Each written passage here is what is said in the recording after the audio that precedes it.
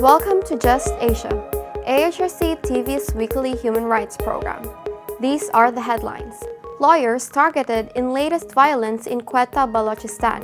Military-backed charter unofficially accepted by Thai voters. Indonesian president's controversial decision to appoint General Wiranto to cabinet. India's Iram Sharmila ends 16-year fast. Indian workers facing starvation and are stranded after losing jobs in Saudi Arabia. Urgent appeal from Pakistan.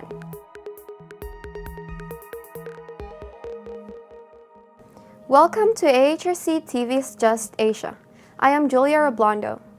This week, Just Asia begins with a senseless and brutal attack on lawyers in Quetta, Balochistan on August 8th. 97 persons were killed in the blast, including 63 lawyers and 2 journalists, the photographer of Dawn and Aj News channels, and more than 120 persons, including women and children, were injured. The attack occurred amidst a gathering to pay respects to the assassinated president of the Bar Association, Mr. Bilal Anwar Khansi. Prior to his assassination, Mr. Khansi called for a boycott of the Balochistan courts in solidarity with another lawyer who was assassinated 2 days earlier. The Asian Human Rights Commission is urging the United Nations to hold a probe into the planned killing of lawyers in Balochistan. The lawyers have been at the forefront of a campaign demanding the government to take effective action against those involved in violence in the region, which has led to many assassinations in the past few months.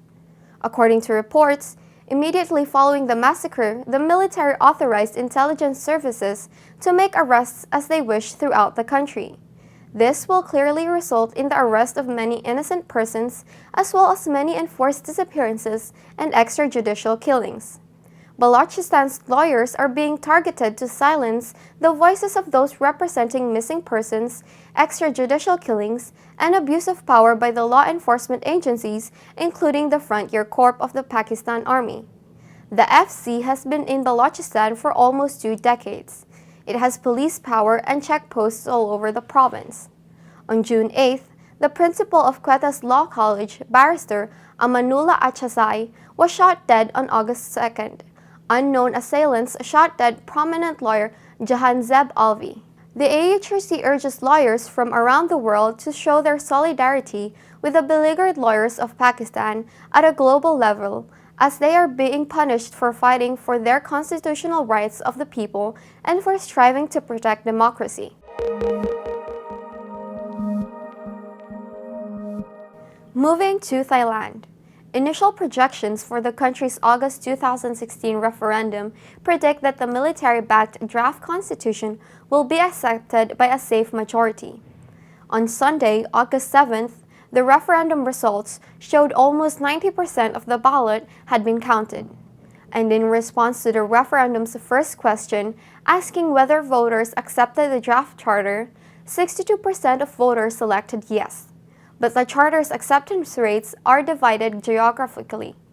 Within central Thailand, southern Thailand, and northern Thailand, voters are speculated to have accepted the charter at rates of 69%, 77%, and 58% respectively.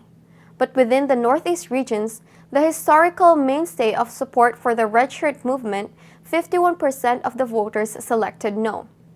In response to the second question, asking whether voters would approve a junta-appointed Senate to jointly vote with the House of Representatives to select the Prime Minister, about 58% of voters selected yes. Rates of approval differed from region to region once again.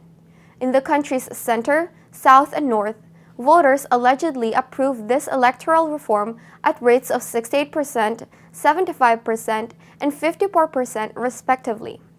But across the northeast, some 55% voters rejected the proposal. To learn more, Just Asia interviews Mr. Anon Chawalawan, Senior Officer of Documentation Center, Internet Law Reform Dialogue. The government did not distribute the actual constitution draft. It only distributed the summary of the draft constitution to the people. And in the draft constitution, there is some message that likely to be the distortion of the actual draft itself. So the people did not have the chance to study the constitution and taking consideration by themselves. The government also used civil servants as well as territorial defense students to go into community to talk to the people about draft constitution, which we concern that whether this group of civil servants and students were actually discuss with the people about both sides constitution, good and bad, or they just focus on the good side. So this is one of another concern. Lastly, with regard to freedom of expression, why the government can use its agency to go and talk to people about the draft constitution, but the activists and the academicians who try to campaign on vote no, to vote against the draft constitution, were limited by law.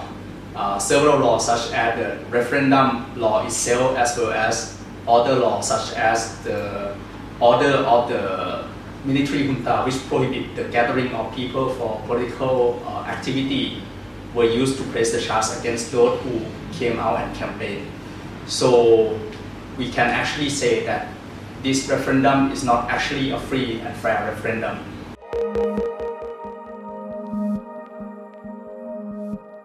Next, Indonesian President Joko Widodo's most controversial action in his 2-year leadership has been his recent appointment of retired Army General Wiranto to the cabinet. With his dubious human rights record, there are calls for General Wiranto to be criminally prosecuted rather than given a seat in government.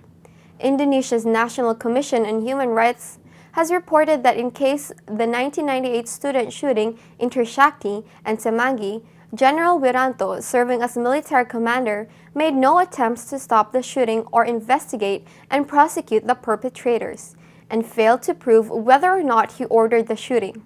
Similarly, in the May tragedy of May 1998, where thousands of Indonesian Chinese were raped, General Wiranto did not undertake any effort to stop the riots or prosecute his subordinate who ignored their riot.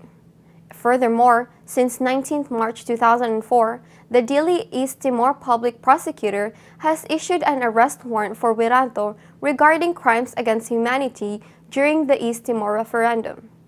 Appointing such a person to be a cabinet member is a violation of President Widodo's commitment to prosecute past human rights abuses. Victims of past abuses and their families are gravely disappointed by this appointment, which only signals the strengthening of impunity in Indonesia.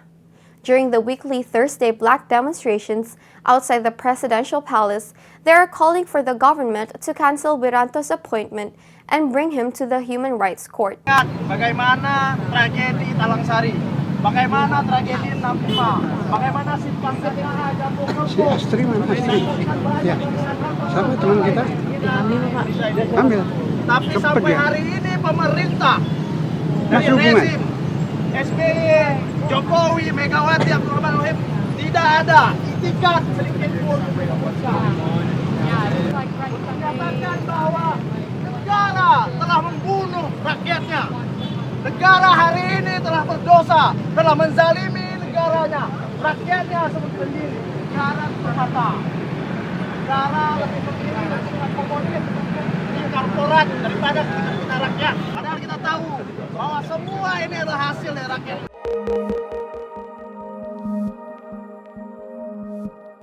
In India, activist Anon Chawalawan ended her 16-year fast on Tuesday. Begun as a protest against the controversial Armed Forces Special Powers Act in her home state of Manipur, in July 2016, Chawalawan told the media that she would continue her fight to repeal the law by joining politics instead. There have been mixed reactions to her decision, seen starkly when she was given no accommodation after being released from the hospital.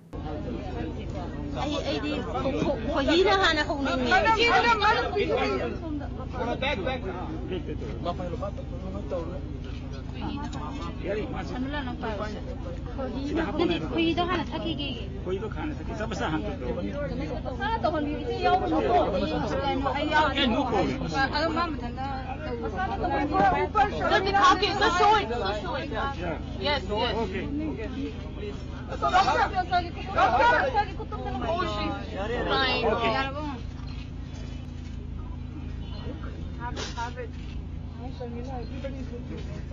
Go for it, go. Yes.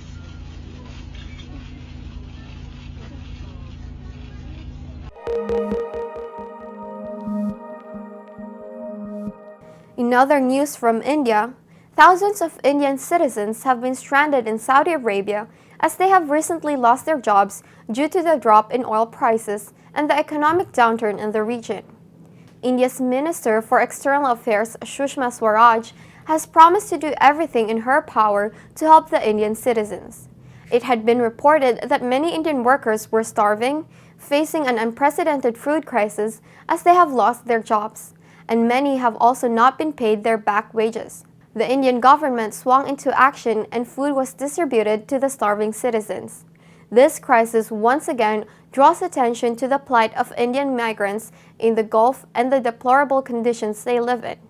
There are frequent reports of human rights abuses faced by the migrants in Gulf countries, having been forced to work under exploitative conditions and terms of contract. The present deplorable situation has taken place despite Prime Minister Modi's recent visit to Saudi Arabia and the promise of better working conditions through the signing of 5 labor-related agreements between the two nations.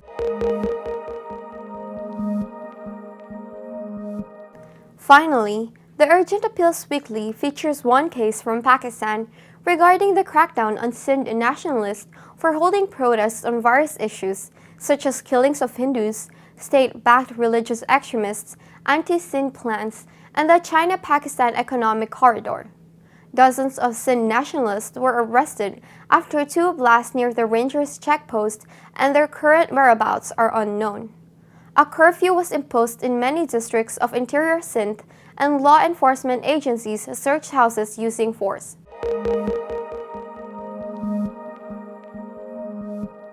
That is all for this episode of Just Asia. For more on these and other issues, please visit www.humanrights.asia or www.alrc.asia/justasia. Thank you for watching and see you next week.